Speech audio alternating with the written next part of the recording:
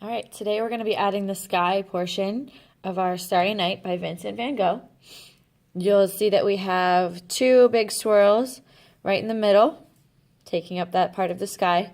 And then I made these circles to map out where my stars and the biggest circle for my moon will go.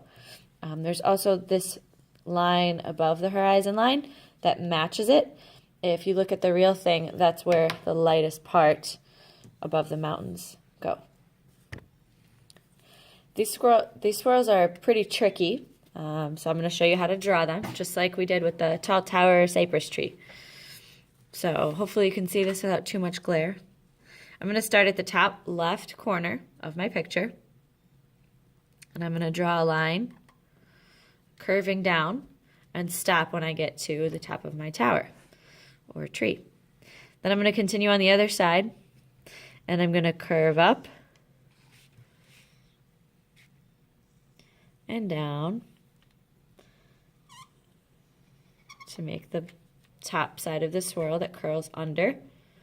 Then I'm going to keep a point here, come back in just a little bit because we want to keep the swirly part nice and thick. Don't make it too skinny by getting close to the other line. Keep it big, and we'll swirl back out. Stop at the tower, come to the other side, connect it to the edge of the paper. The second swirl, we're going to start near the tip of the first biggest swirl. We'll start here, following its curve down and up and down again to make the tip of that one. Again, we want to keep the swirly part thick. So we're just curving in a little bit and coming back out and over to make another point. Then for the stars, you need to look at your picture and try to use the composition and figure out where on your picture, because it'll look different than mine, where on your picture your stars and moon should go. Now the moon we should have in this top right corner, nice and big. So we're just going to draw a circle for it so that we know where those lighter colors go. I'm going to draw a nice big circle up here in the corner. Then wherever I have space left over, I can draw those star circles.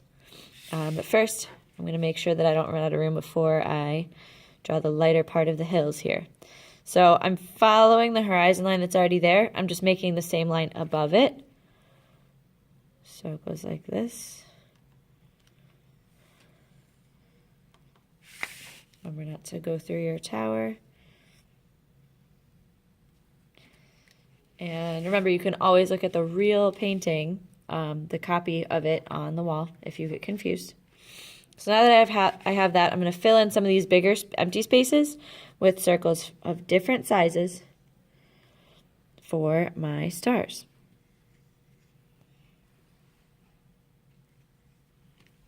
Some big ones, a little one in that little space, bigger one over here, one here.